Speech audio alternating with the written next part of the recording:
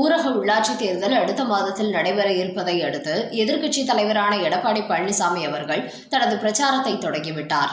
அதோடு உள்ளாட்சி தேர்தலில் போட்டியிடும் அதிமுக நிர்வாகிகளுடன் அவர் ஆலோசனை நடத்தி வருகிறார். இந்த நிலையில் அவர் விடுத்துள்ள ஒரு செய்தியில், தற்போது பதவியில் இருக்கும் திமுக அமைச்சர்கள் 8 பேர் அதிமுகவின் முன்னாள் அமைச்சர்கள். திமுகவில் உள்ள அனைவருக்கும் வயதாகிவிட்டதால் அவர்கள் அதிமுகவினரை வாடகை டாக்ஸி போல அழைத்து செல்கிறார்கள். அது மட்டுமின்றி அதிமுகவை சேர்ந்த 15 பேர் இப்போது திமுகவில் எம்எல்ஏக்களாக இருக்கிறார்கள்.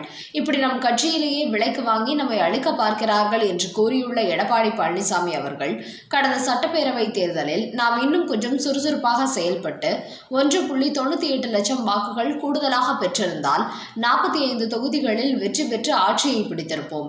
அதனால் அதை ஒரு பாடமாக எடுத்துக்கொண்டு உள்ளாட்சி தேர்தலில் நாம் அனைவருமே கடுமையாக சுறுசுறுப்பாக உழைக்க வேண்டும்.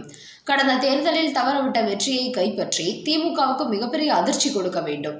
அதோடு உள்ளாட்சி தேர்தலில் தாங்கள் வெற்றி பெறுவதற்காக திமுகவினர் எதை வேண்டுமானாலும் செய்வார்கள். ஆனால் இந்த முறை அது எதுவும் நடக்காது. நாங்கள் நடக்கவும் விடமாட்டோம். அதோடு சட்டமன்ற தேர்தலுக்கு முன்பு கொடுத்த வாக்குறுதிகளில் ஒன்றை கூட மு.க. ஸ்டாலின் நிறைவேற்றவில்லை. தமிழக மக்களை ஏமாற்றி வாக்கு வாங்கி அவர் ஆட்சியை பிடித்து விட்டார். இதை தமிழக மக்கள் மறக்கக்கூடாது. திமுகவுக்கு சரியான பாடம் கற்பிக்க வேண்டும். அதற்கான நேரம்தான் இந்த ஊராட்சி மன்ற தேர்தல் என்று கூறியுள்ள எடப்பாடியார், கூட்டுறவு வங்கிகளில் திமுகவை நம்பி நகை அடமானம் வைத்தவர்களை எல்லாம் வட்டி கட்ட வேண்டிய சூழ்நிலை ஏற்பட்டுள்ளது. 5 பவுன் இருந்தால் தள்ளுபடி என்று மு.க. ஸ்டாலின் கூறியிருந்தார். ஆனால் இப்போது ஒரு குடும்பத்தில் ஒருவருக்கு மட்டும்தான் என்று கூறி வருகிறார். அதாவது தேர்தல் நேரத்தில் ஒரு பேச்சு, ஆட்சிக்கு வந்த பிறகு இன்னொரு பேச்சு பேசுவதுதான் மு.க. ஸ்டாலினின் செயல்பாடு ஆகிவிட்டது. அதனால் இப்படி மாற்றி மாற்றி பேசும் மு.க. ஸ்டாலினுக்கு மக்கள் சரியான பதிலடி கொடுக்க வேண்டும் என்று தெரிவித்துள்ளார் எடப்பாடி பழனிசாமி.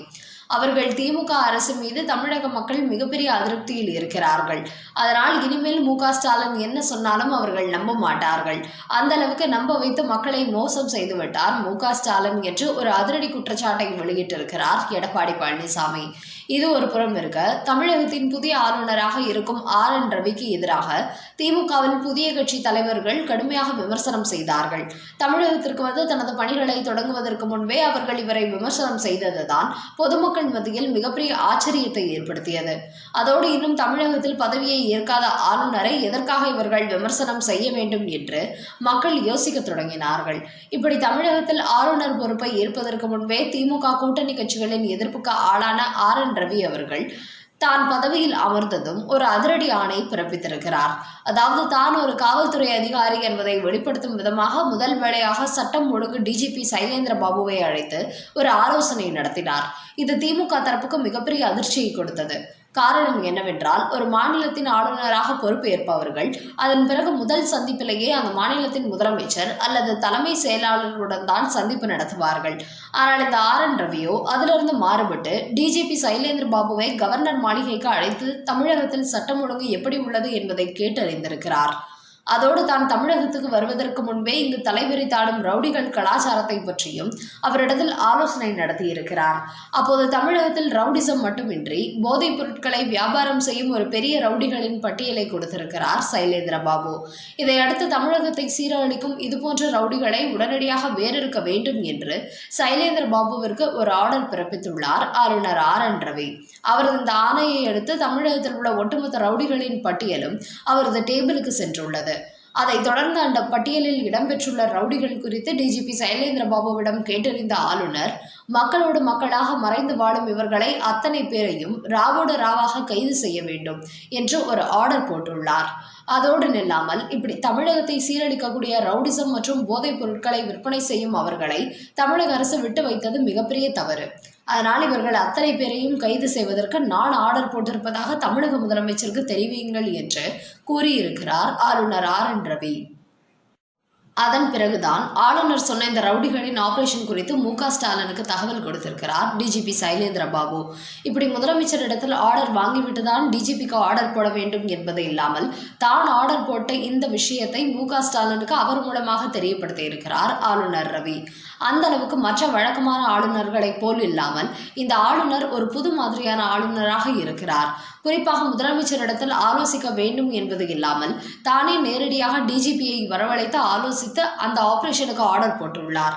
இது திமுக தரப்புக்கு முதல் அதிர்ச்சியாக இடிபோல் இறங்கி இருக்கிறது. இப்படி வந்த வேகத்திலேயே தமிழகத்தின் ஒட்டுமொத்த ரவுடிகளையும் கைது செய்து தட்டி தூக்கி இருப்பவர் இன்னும் என்னென்ன அதிரடி நடவடிக்கைகளை தன்னிச்சையாக எடுக்கப் போகிறாரோ என்று பீதி அடைந்திருக்கிறார்கள். மேலும் இப்படி ஆளுநர் போட்ட அந்த ஆர்டரை தொடர்ந்து 24 மணி நேரத்தில் அத்தனை ரவுடிகளையும் கைது செய்யும் ஒரு ஆபரேஷனை நடத்தி இருக்கிறார் டிஜிபி சைலேந்திர பாபு. அந்த வகையில் கிட்டத்தட்ட 850 ரவுடிகளின் வீடுகளில் நள்ளிரவில் அதிரடி சோதனை நடத்தப்பட்டு அதில் போதைப் பொருட்கள் கடத்தலில் ஈடுபட்டிருந்த 560 ரவுடிகளை உடனடியாக கைது செய்திருக்கிறார்கள். அந்த வகையில் இந்த ரவுடிகளிடமிருந்து ஆயுதங்கள், கஞ்சா போன்ற போதைப் பொருட்கள் கைப்பற்றப்பட்டுள்ளன. இதில் பலர் மிகப்பெரிய குற்றச் செயலில் ஈடுபட்டு அதிலிருந்து தப்பி வந்தவர்கள். முக்கியமாக இவர்களில் பலர் அரசியல் பின்புலத்தில் இருப்பதாகவும் விசாரணையில் தெரிய வந்துள்ளது. அதனால் சிறைச்சாலைக்குள் இருக்க வேண்டிய இவர்களெல்லாம் மிக தைரியமாக பொதுவெளியில் நடமாடிக் கொண்டிருக்கிறார்கள். இன்னும் சிலரோ காவல்துறையால் தேடப்பட்டு வரும் குற்றவாளிகள் என்றாலும் அரசியல் செல்வாக்குடன் அவர்கள் வெளியில் நடமாடிக் கொண்டிருக்கிறார்கள். குறிப்பாக இவர்கள் அத்தனை பேருமே யாரோ பெரிய நபர்களின் பின்புலத்துடன் மிகப்பெரிய அளவில் போதைப் பொருட்கள் கடத்தலில் ஈடுபட்டு வருகிறார்கள் என்பது காவல்துறை விசாரணையில் தெரிய வந்துள்ளது. அந்த வகையில் தான் ஆளுநராக பொறுப்பேற்ற ஒரே வாரத்தில் தமிழகத்தில் சட்ட ஒழுங்கு பிரச்சனையை ஒரு கட்டுக்குள் கொண்டு வந்திருக்கிறார் ஆளுநர் RN ரவி. அந்த வகையில் வந்த வேகத்திலேயே அவர் இப்படி ஒரு அதிரடி காட்டிவிட்டார். ஆக தான் யார், தான் எப்படிப்பட்ட ஒரு ஆளுநர் என்பதை வந்த வேகத்திலேயே வெளிப்படுத்திவிட்டார் RN ரவி. அதோடு அவரது அடுத்தடுத்த ஆபரேஷன்கள் இன்னும் ஆளுங்கட்சி வட்டாரங்களில் மிகப்பெரிய அதிர்ச்சி காட்டக்கூடிய அளவுக்கு தொடரும் என்றும் கூறப்படுகிறது. இந்த செய்தியை பற்றிய உங்களது கருத்துக்களை கமெண்ட் பண்ணுங்க. செய்திகள் பிடிச்சிருந்தா லைக் பண்ணுங்க, ஷேர் பண்ணுங்க. அப்படியே நம்ம சேனலை மறக்காம சப்ஸ்கிரைப் பண்ணுங்க. தேங்க்யூ.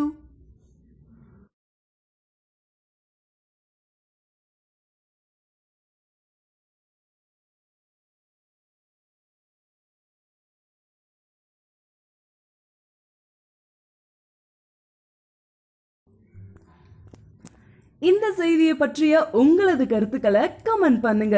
செய்திகள் பிடிச்சிருந்தா லைக் பண்ணுங்க, ஷேர் பண்ணுங்க. அப்படியே நம்ம சேனலை மறக்காம சப்ஸ்கிரைப் பண்ணுங்க. தேங்க்யூ.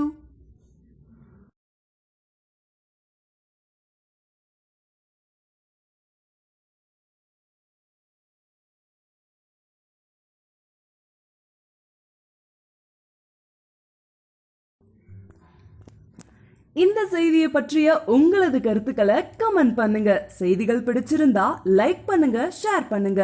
அப்படியே நம்ம சேனலை மறக்காம சப்ஸ்கிரைப் பண்ணுங்க. தேங்க்யூ.